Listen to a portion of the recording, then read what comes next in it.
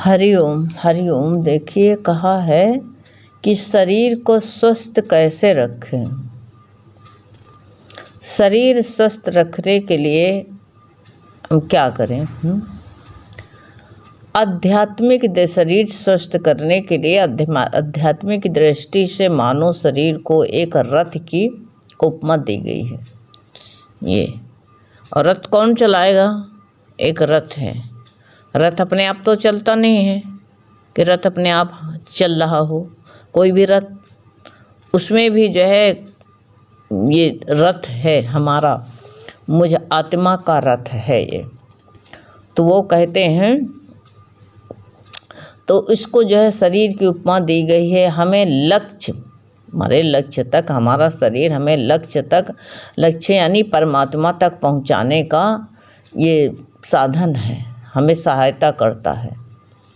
जो रथ हमारा सही नहीं होगा तो हम गंतव्य तक कैसे पहुंचेंगे? हमें जो है परमात्मा से, हमारा लक्ष्य परमात्मा प्राप्ति का, मानुष की देह इसलिए है, परमात्मा प्राप्ति के लिए है ये। और परमात्मा प्राप्ति के मेरा लक्ष्य है। अब मान लो शरीर ही तुम्हारा सही नहीं है, तो तुम्हारा अगर शरीर सही नहीं है तो लक्ष्य तक हम कैसे पहुंचेंगे? यानी मेरा रथ ही नहीं सही है, और रथ हमारा नहीं सही है तो वहाँ तक पहुँचना कठिन हो जाता है। तो इसलिए जो है मेरा रथ को, हमको हमारी जो है सहायता रथ का लेना बहुत ज़रूरी होता। अतः इसको स्वस्थ रखना भी हमारा कर्तव्य है। अगर ये रथ को सही नहीं रखेंगे, देखभाल नहीं करेंगे, हमसे लोगों से बहुत बड़ी गलतियां होती हैं। अपने रथ की तरफ, हमारा शरीर की तरफ ध्यान ही नहीं रहता है। ये मानव देह जो होता है, इतना हम लोग जो है संसार में व्यस्त हो जाते हैं अपने खान के पियन के। अब दिवाली आई है, देख रहे हो, सब सुबह से लेकर शाम तक वही में। इसके पहले सफाई नहीं कर सकती थी, एक दिन में सब जुट जाते हैं, सब दुनिया भर का काम लेकर के, फिर शरीर को पर असर पड़ता है। शरीर जो है थकता है, और जो है क्योंकि इसको जो है हम औकात से ज़्यादा काम लेते हैं ना। ऐसे सफाई नहीं, दिवाली आई तो जो है सफाई कर दो, लक्ष्मी जी घुस जाएंगे। सफाई नहीं होगी तो लौट जाएंगे। अरे नारायण जहाँ रहेगा लक्ष्मी लौट सकती है? हैं? कभी याद किया है तुमने? बलि ले गया था, उनको नारायण से वरदान मांग लिया, कहा हम तुम्हारे पर बहुत खुश हैं। बलि ने कहा हम बहुत खुश हैं, मांग लो। भगवान ने कहा बलि तुम्हारे दान से हम बहुत खुश हैं, मांग लो। तो क्या मांग लिया? भगवान को मांगा। कितना चतुर था, होशियार कितना था ना। उसने जो है स्वयं भगवान को मांग लिया। कहा हमको पाताल लोक में तो भेज रहे हो, लेकिन जिस रूप में हमसे मांगने आए हो आज, इसी रूप में जो है हमारी जिस दरवाजे से, उस कोट में 52 दरवाजा थे, तो भगवान 52 रूप धारण करके आए भी थे। तो जो है कहा कि हम जिस दरवाजे से निकले, 52 दरवाजे पर हमको आप इसी रूप में दिखाई दो। कितना होशियार था। दुनिया के वैभव नहीं मांगा। जब भगवान को मांग लेंगे तो वैभव तो उनके साथ में आएगा, लक्ष्मी तो अपने आप ही कटोरा लेके पहुंचेगी वहीं। इसलिए लक्ष्मी को परवाह ना करो, तुम्हारी प्रारब्ध चल के आएगी, तुमको छोड़ नहीं सकती है। तुम्हारी भाग्य जो ले करके आए हो वो तो तुमको परोसी जाएगी ही थाली में। ऐसा नहीं कि तुमको जो है भूखा रहना पड़ेगा। आज तक भूखे रहे हो? 2, 4, 3 हफ्ते खाण भूखे रहे हो, एक आधे दिन भूखे रह सकते हो, वो भी मगरूरी। अगर भूखे कोई ना कोई चीज़ तुम्हारा मन फंसा था। हमारी गीता भगवान ने तो कहा तुम्हारे पैर में जो बिछिया है उसको तुम बेच करके आज की रोटी खा सकते हो, कल पता नहीं मर जाओ, रोटी आज ना खाओ कल मर जाओ तो बिछिया तुम्हारे काम आएगी। हाथ कहोगे सुहाग कैसे बेचे? अरे सुहाग जब भगवान के लिए है, तुम स्वयं भगवान हो, स्वयं भगवान ही जो है। एक कहावत कही गई, नहीं कहा कि तुम बिछिया बेच डालो, नहीं तो जो बहुत तुम लोग प्रपंच बहुत कर लेते हो ना कि ये ठीक नहीं है, गलत कह दिया। मतलब कहने का मतलब है कि छल्ला जो तुम्हारे पास में है, आज की रोटी तुमको खिला सकता है वो, तो इसलिए जो है क्योंकि बचाते हो, होते हुए भी कहते हो नहीं है नहीं है नहीं है, नहीं में चले जाते हो। हमारी सोच जैसे होती वैसे हो जाता, वैसे सृष्टि बन जाते। कहो भगवान ने तूने बहुत कुछ दिया, आज हमको एकादशी व्रत करने का मौका दिया भगवान तूने ना, ऐसे कहोगे? नहीं नहीं, 4 लोगों से चिल्ला के आओगे बहन क्या करें, आज आटा नहीं था, हमारे बच्चों को हमारे आज खाना नहीं खाया। व्रत रहते तो चिल्लाते हो, क्या तुमने खाना नहीं खाया? इसलिए जो है जो कहते हैं मिले तो ईद होवे ना मिले तो रोजा, तो आज मेरा रोजा है तो महीना भर रोजा रहते हैं। तुम भी कहते मेरा आज रोजा है, ना मिले तो, और मिले तो खूब खुशी मनाओ कि भगवान तेरा शुक्राना करके जो भी मिलता है शुक्राना करके भोग लगाओ ना। लेकिन नहीं नहीं नहीं, चिल्लाते रहेंगे रोते रहेंगे। हमसे लोगों से शराबी ठीक, थाली पाएगा लौट के दौड़ के बेच लाएगा और अपना जा कर के एक पहुँच लिएगा पी लेगा बिन दुनिया से। हम क्या करेंगे ना, जोड़ जोड़ करके सब बटोर करके, चाहे कोई पूछे उसको चाहे भड़ में चला जाए, तुम्हारे ना रहने के बाद में सब साड़ी कपड़ा जितने हैं सब जेवर भी तोड़ तोड़ के आधे दामन में बेचे जाएंगे। इसलिए शरीर को स्वस्थ रखना बहुत ज़रूरी है हमको। इसलिए कहा गया है कि जो है, और शास्त्रों ने भी कहा है बलहीन इंसान कुछ नहीं कर, अपने लक्ष्य तक नहीं पहुंच सकता, उसको लाभ नहीं मिल सकता है? अर्थात बलहीन कमज़ोर व्यक्ति जो है अपने स्वरूप को नहीं जान सकता है, क्योंकि उसकी नकारात्मक कितनी विचार ही रहते हैं। क्या करें, अब हमारे बस की नहीं होती है, हमसे नहीं होता है साध संगत में, अब क्या करें, चल ही नहीं पाते हैं। गुरु कह रहे थे अभी तुम्हारे भतीजे का मुंडन हो, शादी हो तो अरे ओला करके जाओगे, फिर बुला लोगे पैसा खर्चा करके, उस पर चढ़ जाओगे बड़े आराम से, जो कुछ भी धरा होगा ना उसको लटका लोगे, जेवर लटका लूट करके जाओगे, दिखाओगे दुनिया। कान फट गए गुरु कह रहे थे झुमकी जरूर लटकाओगे, बाले जरूर लटका करके जाओगे, क्योंकि वहाँ ताकत आ गई, तुम्हारे मनोबल बढ़ जाता है ना, उत्साह रहती है तो शरीर में ताकत भी आ जाती है। लेकिन बलहीन है हम ना, तो कमज़ोर आदमी क्या कर सकता, कुछ नहीं कर सकता है। तो कमज़ोर नहीं पड़ना है कभी भी, तभी तो गुरु कहते कमज़ोर इंसान कुछ नहीं कर सकता है।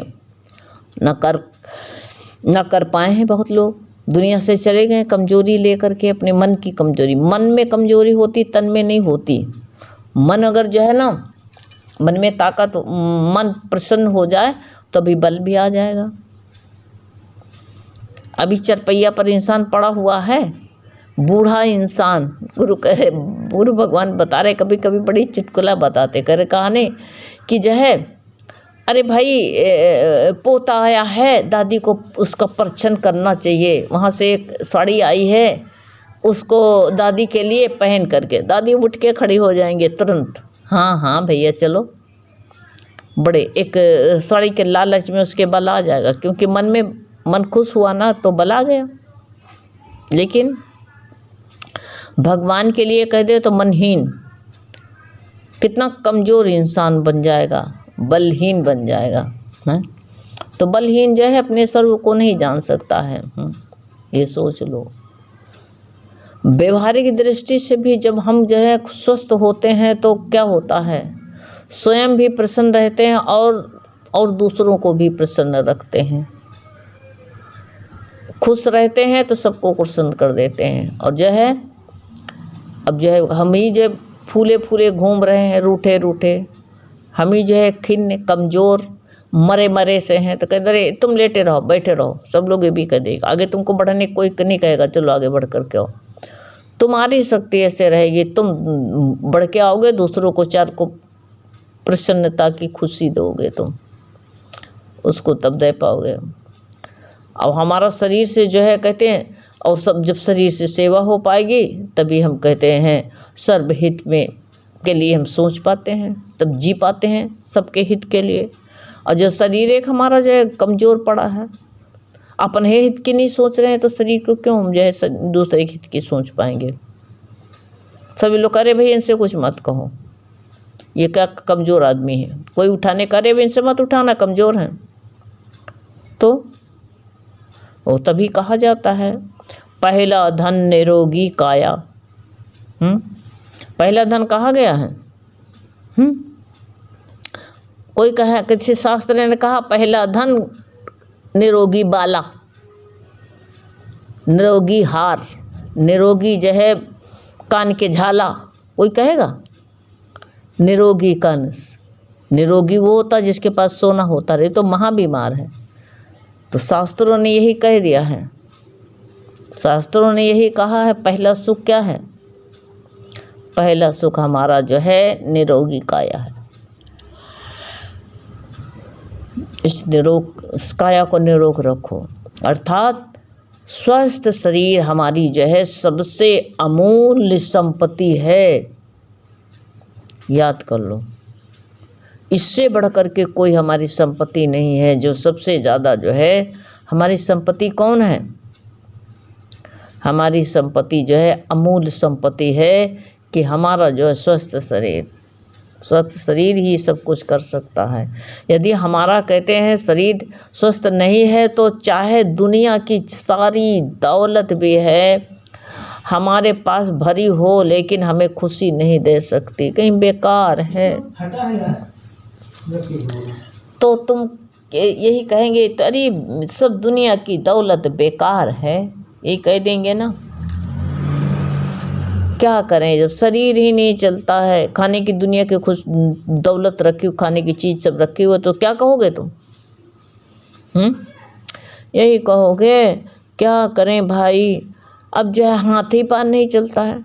अरे तुम्हारे आगे सब कुछ डिब्बा में भर के मेवा रख दिया जाए, सारा फ्रूट रख दिया जाए, ड्राई फ्रूट रख दिया जाए, कहोगे हाथ ही नहीं उठता है, ना कोई देने वाला भी नहीं, तुमको कोई कुछ नहीं देगा, समझ जाओ। सब ले लेंगे लेकिन देंगे नहीं तुमको कोई भी उठ करके। तुम अपने पैसे से खरीद के रखोगे लेकिन ताकत नहीं होगी तो खा भी नहीं पाओगे, इतना याद कर लो। इसलिए सबसे हमारे पास में दुनिया भर की सारी दौलत मेरी निरोगी काया है, तो इसको जो है हम ही रख सकते हैं, हम खुश रखते हैं। बीमार व्यक्ति ईश्वर की बनाई हुई खूबसूरत दुनिया का जो है आनंद भी नहीं ले सकता है, इतना याद कर लो। भगवान ने कितनी खूबसूरत दुनिया बनाई है, कहीं अरे दुनिया के झगड़ा में कौन पड़े, मायूसी उदासी से कैसे बोलेंगे ना। अरे कितना भगवान ने कितनी सुंदर दुनिया, खूबसूरत दुनिया बनाई है। इसमें से देखो लोग कितना विदेश जाते हैं, बाहर जाते हैं, नैनीताल जाते हैं, वहाँ का नज़ारा देख कर देखो ना, बीमार को ले जाओ तो उसको अच्छा लगेगा नहीं, जिसका शरीर स्वस्थ होगा उसी को अच्छा लगेगा, ये सोच लो। तभी आनंद आ जाता है। और तो वही कहते हैं उसका, तो कहते हैं सारा ध्यान अपने शरीर पर ही अटका रहता है। वो खुद को यह दुखी करता है और सबको दुखी करता, दूसरों को भी कांकता रहता, दुखी करता रहता। वो कहेगा अरे भगवान खाना दुश्वार है, खुद खाएगा नहीं भी न कोई दूसरे को खाने देगा। ये सोच लो, प्रसन्नचित वाला खुद प्रसन्न होकर के बड़े आराम से खाएगा और सबको खिलाएगा, यही बात है। अगर प्रसन्नचित नहीं रहेगा तो दूसरे को ना तो खा पाएगा ना दूसरे को खिला पाएगा, खुद कुढ़ता रहेगा दूसरे को भी कुढ़न देगा। तो इसीलिए सबसे बढ़िया कहा गया है कि खूबसूरत दुनिया का आनंद लो, प्रसन्नचित रह करके। देह भाव में रहो तो बहुत पीड़ा, तो देह पैर उठेंगे नहीं, शरीर में पीड़ा। आजकल मौसम भी ऐसा चल रहा है, तो शरीर से कुछ जो है साध संगत में बैठो। देखो शरीर में जो है दर्द दिखाई देता है तुमको, तो क्या करो, ज्ञान लगा लो मोबाइल का। अभी प्यारे कह रहे थे ना सत्संग में कि हम जो है सारा काम करते रहें, कर रही थी गेहूँ, बता रही थी प्यारे, गेहूँ धोते रहें, मोबाइल का ज्ञान लगा लिया, गेहूँ धोते रहें वहीं लगा कर रख लिया, तेज आवाज़ कर लिया, सुनते गए, गेहूँ धोते गए, सारा काम करते गए और जो है सब्जी काटते गए, यही कर रहे थे हम। इसी में तो कह रहा था हमारा मन बहला पड़ा है, प्रेमी बता रही थी, हमको कुछ महसूस नहीं हो रहा, हमको लगता हाथों से क्रिया हो रही थी, कह रहा था हमको लग रहा था कि हम सत्संग में बैठे हुए हैं। तो ऐसे जब खुद ही दुखी रहोगे तो दूसरे को दुख दोगे।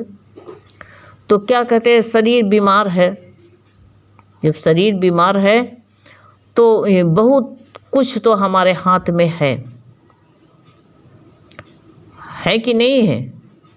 कुछ बातें कहते जीवन में अपना करके हम एक संतुलित और जो स्वस्थ जीवन बिता सकते हैं। वो कैसे, पहले से हमको सोचना चलेगा।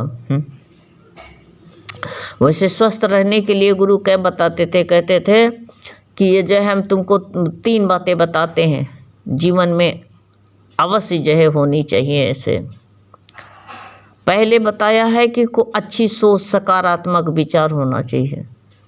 अच्छी सोच जो होती है मन में जो उत्साह भर देता, सकारात्मक विचार। और दूसरा उचित खान पान भी होना चाहिए, खान पान बहुत जरूरी। और व्यायाम, शरीर का व्यायाम नहीं करोगे, खा के बिस्तर पर पड़े रहोगे तो क्या होगा,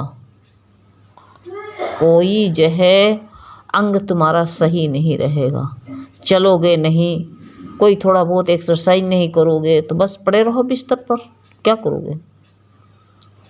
इस शरीर को चलाना अपने हाथ में है, तो इसलिए शरीर को स्वस्थ रखना हमारे हाथ में है। पहले से चेते रहो, नहीं बीमार पड़ोगे तब तो और ज़्यादा सोच नहीं पाओगे। ये जीवन में अपना लो।